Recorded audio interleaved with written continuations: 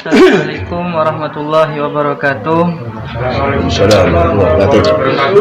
Jadi, Kiai mau bertanya tentang permasalahan polemik yang terjadi di masyarakat, yang mana di masyarakat itu ada keyakinan ataupun stigma, di antaranya bahwasanya jika ilmu-ilmu baik itu kanuragan ataupun tenaga dalam ataupun sejenisnya, yaitu mencangkup daripada keseluruhan ilmu, termasuk juga ilmu kekebalan, dalam bahasa umumnya yaitu akan hilang ataupun musnah jika dipukul dengan menggunakan bambu kuning, ataupun dipukul atau memakan, baik atau memakan ataupun dipukul dengan daun kelor, dan juga senjata yang dilumuri oleh minyak babi, maka keilmuan tersebut itu akan musnah atau tidak berfungsi. Jadi mohon penjelasannya bagaimana pendapat menurut Syekh Hasbi. Jadi terima kasih. Assalamualaikum warahmatullahi wabarakatuh. Waalaikumsalam warahmatullahi wabarakatuh. Ilmu-ilmu manakala dipukul dengan bambu kuning atau kayu kelor dan itu, maka semuanya ilmu yang ada di orang itu akan sirna, akan hancur, akan musnah. Dan senjata yang dilumuri dengan minyak babi memang benar, di opini masyarakat itu memang benar, maka akan rusak kekebalan yang ada di dalam tubuh manusia itu. Tapi kita harus bisa membedakan mana itu ilmu yang biasa yang dimiliki oleh orang-orang umum dengan ilmu-ilmu Allah yang dimiliki oleh Al-Hasbi. Itu beda. Beda. Saya beri contoh. Jadi manakala orang itu terasumsi, jadi dipengaruhi kejiwaannya dengan adanya dipukul dengan kayu kelor atau bambu kuning, kalau orang itu gelisah, maka ilmunya akan lemah. Dan manakala senjata yang dilumuri dengan minyak babi, manakala ilmu orang itu hanya sebatas ilmu kebal, maka akan hancur. Karena apa? Karena semuanya ilmu itu dibentengi oleh malaikat-malaikat Allah. Kalau malaikatnya itu diberi najis, lari malaikatnya. Itu seperti itu. Tapi kalau di Al-Hasbi beda. Ilmu-ilmu Allah yang di majelis zikir Al-Hasbi itu beda. Maka nanti saya beri penjelasan. Jadi ilmu-ilmu Allah yang dimiliki oleh orang-orang lain, di perguruan-perguruan lain, itu belum sama, belum tentu sama dengan yang ada di majelis zikir Al-Hasbi. Kalau di perguruan lain, orang itu banyak mengacu ingin ilmu kebal. Tapi kalau di Al-Hasbi tidak. Mengharapkan ridha Allah dengan modal dasar ilmu-ilmu Allah ini. Itu seperti itu. Contoh. Kalau orang kadang-kadang itu mengacu ingin mendapatkan rezeki, orang itu akan bekerja.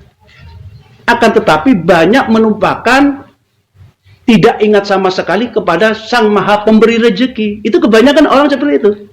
Tapi kalau di Al-Hasbi beda.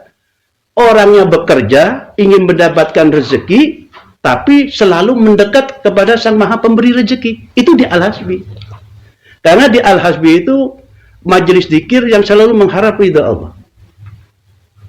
Jadi kita harus paham, ma min qaumin yadhkurunallaha illa khaffat bihimul malaikah. Jadi orang yang selalu dekat kepada Allah, selalu ingat kepada Allah, selalu berzikir kepada Allah, maka akan dibentengi oleh para malaikat-malaikat Allah.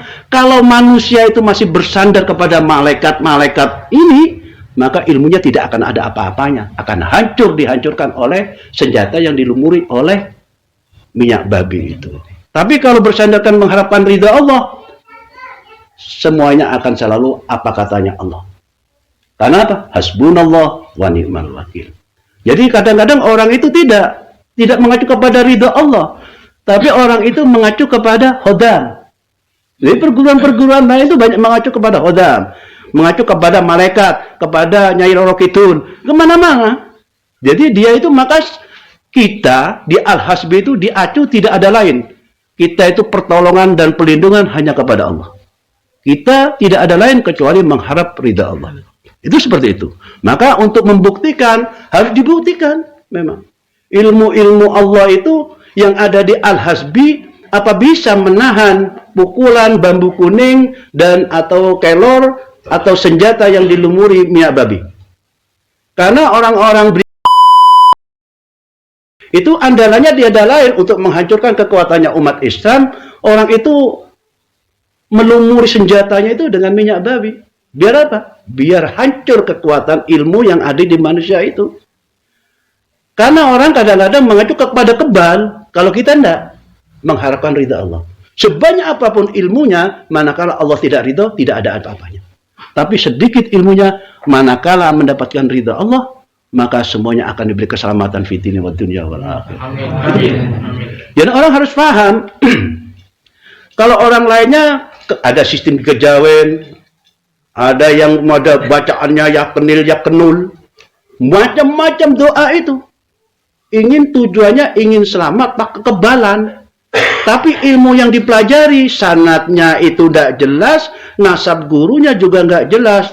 Akhirnya berguru kepada Nyai Roro Kidul, ikut apa itu sesajen, ikut ritual. Itu sebenarnya sudah salah, itu sudah sesat menyesatkan.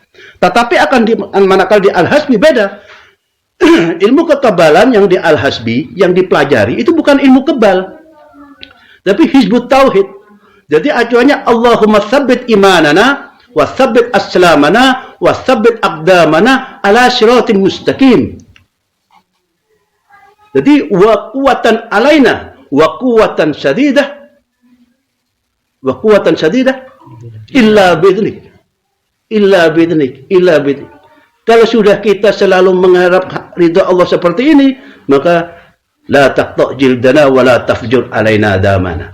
Tak kira beda kolek encanteng Madura, tak kira keluar darah, tidak akan sobek kulitnya dan tidak akan ngelocor darahnya. Itu seperti itu. Jadi kalau di Al-Hasbi untuk ilmu-ilmu keselamatan yang berupa keselamatan untuk kulit, itu mengacu kepada keimanan, keislamannya, mengharap ridha Allah, itu selalu diutamakan. Karena kita tidak punya apa-apa kecuali ridha Allah yang kita harapkan. Seperti itu. Anehnya di masyarakat itu beda.